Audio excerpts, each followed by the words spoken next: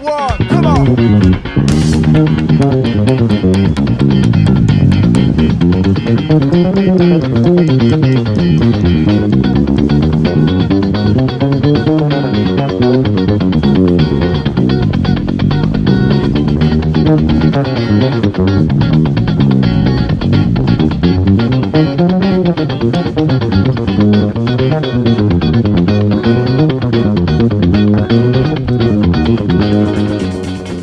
Today, in 10 minutes or less, you will learn the bass solo from It Gets Funkier by Vulfpeck, played by no other than Joe Dart. In this lesson, we are going to talk about the notes being played, the scales, the arpeggios, chromatic approaches, the chords, shapes on our hands, and also how to use the right hand to get the best result and to really get fast when we play this. First thing we have to understand and be always clear about whenever we learn a song is what are the chords.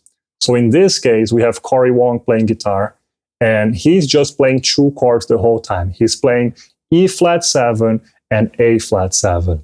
Sometimes he does E flat 7 sharp 9, sometimes he does A flat 7 sharp 9, but at the end of the day, it's all the same thing. It's just a dominant 7 chord that we are going to navigate on. What we will notice throughout the solo is that Joe Dart, when he's soloing, he's using most of the time the mixolydian scale of each chord with some approach notes. So we're going to start with this phrase, which is like a pre-solo phrase. Let's just say this is like a pickup phrase towards the 1. And in this moment, the guitar is playing A flat 7. So technically what we are playing here is the 4, 3, 2, 1, and the minor 7. That's all that we're doing. Major 3, just to keep that in mind, right? So in this case, we're just playing the mixolydian scale from A flat, starting from the 4th. And now we're going to jump to the E flat 7, which is the 1 chord in this progression. And we're going to do the first phrase.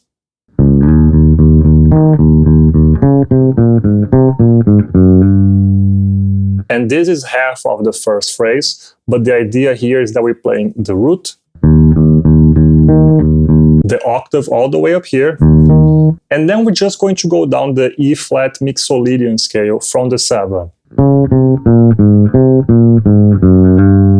So we have 7, 6, 5, 4, 6, 5, 4. And now we have this very, very important approach here, which we're going to see him using many, many times through the solo. It's something that we can even call like a little cliche, which we see a lot of other moments in other songs where we have the minor third approaching the major third in the mixolydian context.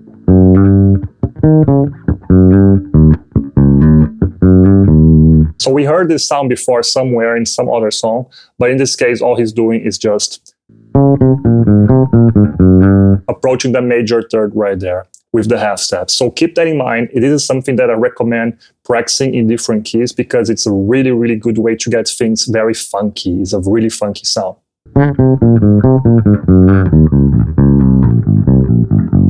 And the next part is the same thing, but down an octave. So the first phrase is just...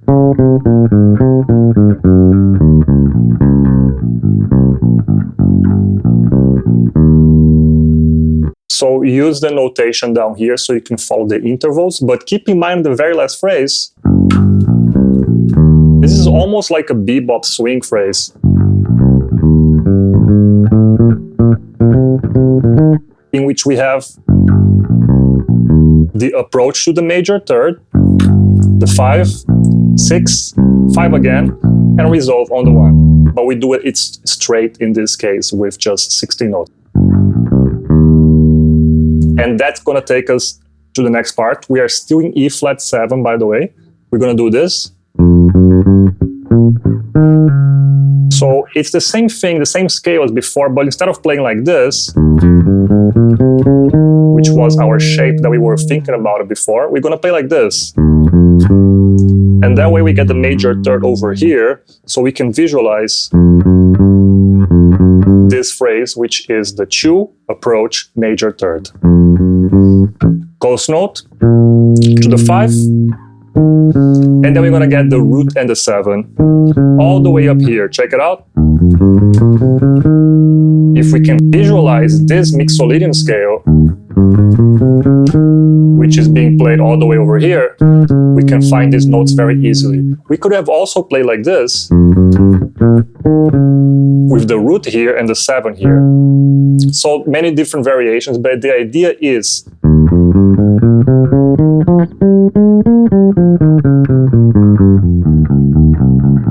if you know the notes of the E-flat Mixolydian scale, you should be able to see them whenever you are navigating your neck. And that's what he's doing. He's just playing whenever he needs them. Let's go now to the next phrase. Again, still on E-flat 7.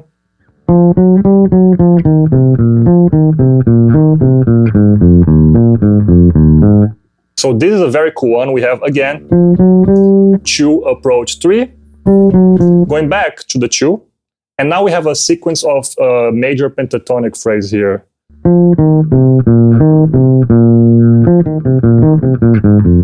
So all we're doing here is playing the 2 of the pentatonic scale. 2, 1, 6, 5, which is the shape of the major pentatonic.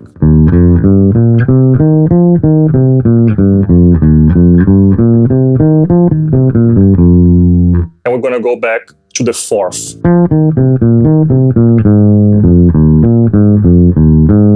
And now we land on the A flat, where the chord actually changes to A flat 7. So up to this point, it was just E flat 7 chord, mostly Mixolydian.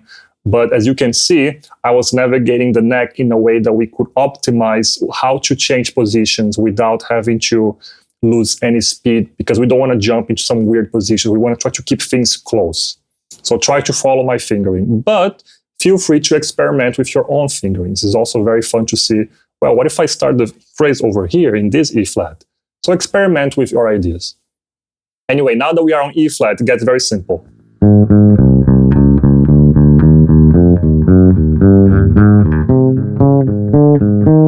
So all we are playing here is, again, another kind of cliche line that we see on bebop, where we have the root of the chord, and we jump immediately towards the major third of the chord, but down 1 octave. Just keep going up. So I play 3, 4, approach the 5, and then 6, the minor 7 of the Mixolydian, approach that, the major 7 to approach the root. This shape right here that I'm playing, again, is a very cliche kind of shape, very overplayed in a good way in a lot of different songs. So make sure to learn the shape.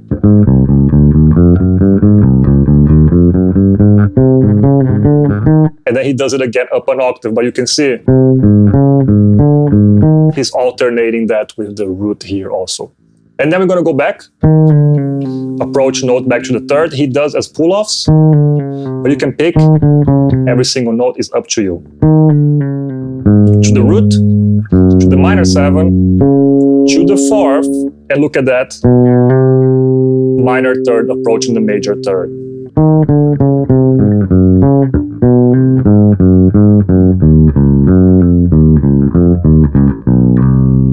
So this phrase right here,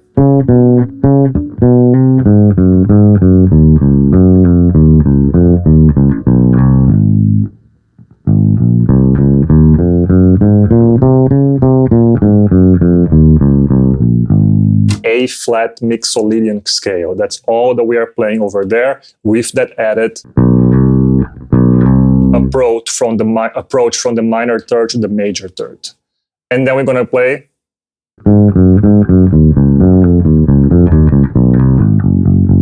we stay over this minor 7 here. Approach the root. And when we reach this note, we are back to the E flat 7 chord. And look at that. It's the same phrase from the beginning. But we're going to see a very small variation right here. Let's see where it changes. So here is the same.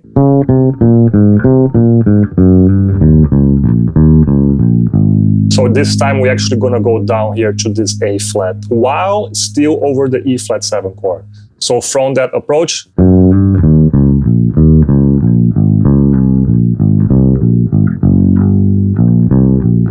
and same phrase over here. So it's almost the same thing, but with a small variation, just to keep things, I guess, a little bit different.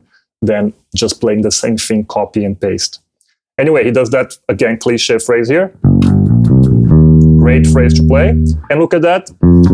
Same phrase over here on the 2 approach to the 3rd. But now he goes straight to the 5 and the 6. And again, he plays this here.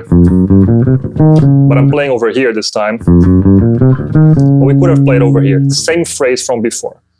And now we're going to, again, that same phrase we used before on the previous E flat 7 chord, but now the next phrase is a little bit different.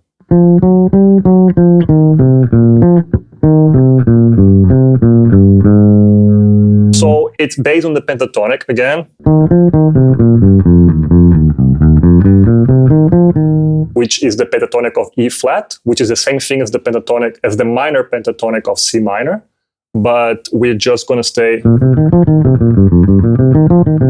over this area for this phrase, different than last time that we went to the A flat. Anyway, from here.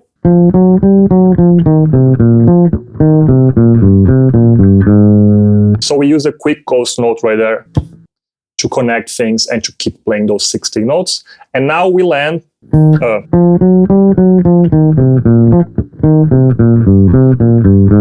on the A flat 7 chord. So guitar is playing A flat 7. And we have the final phrase of the song, which is played 3 times in a row. It's a very cool phrase. Again, another very cool phrase to memorize and try to use in a different situation. But it goes like this.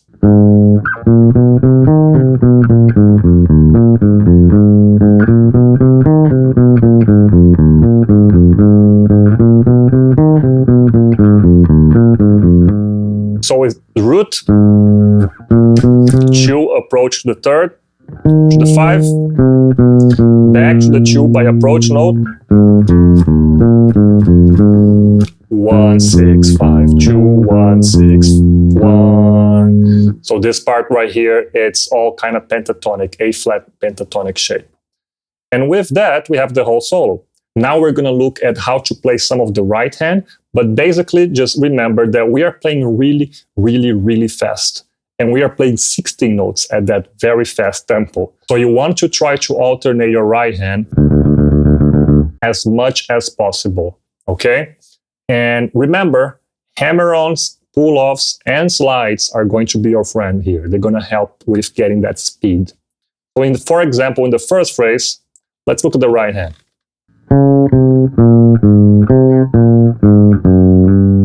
Hammer on right here. We don't need to pick that. It actually sounds better if you don't pick it. So every time you see that major third approach, you can kind of do a hammer on or a pull off. You can kind of do a ham. So every time you see that minor third approaching the major third, you can kind of do a hammer on or a slide there. It's going to work.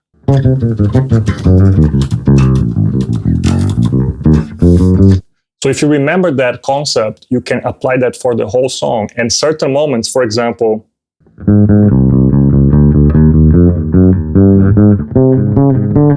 that we have that back and forth between 2 notes, we can always have one finger at a certain string and the other finger in the other string. So that's going to help you get the speed. And as that phrase is leading us to here, you can pull off that. And what I recommend is after you learn all those things, after you understand the notes, you understand the scales, the intervals, try to choose 2 to 3 phrases that you really like and go to a play along somewhere. You can do a loop also if you have a looper, and just apply that phrase and try to create variations with that phrase. So for example, if you have like a loop in E flat,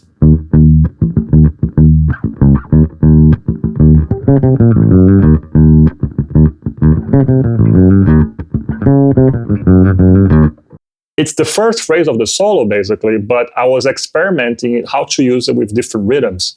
And you can do as slow as you want it to do, but the idea is you learn the vocabulary that we are learning today by actually applying it by yourself at your own solo, at your own groove. So make sure to practice all this stuff by itself outside of the context of this solo, so you can use it as your own.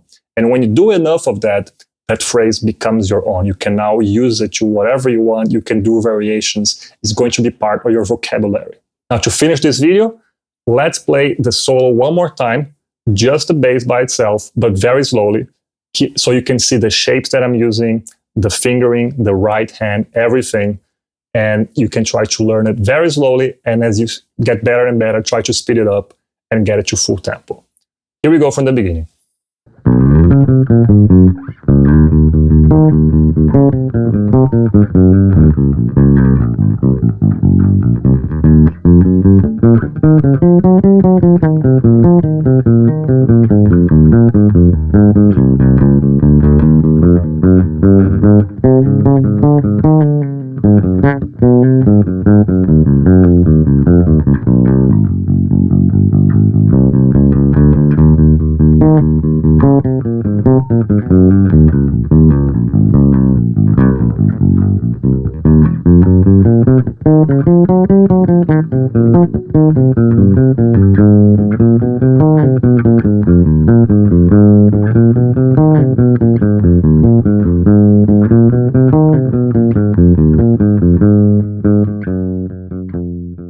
I hope this helped.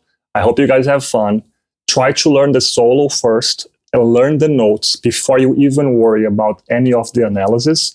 Once you can play the whole solo nice and slowly, but in time, doesn't matter how fast it is, just play it in time.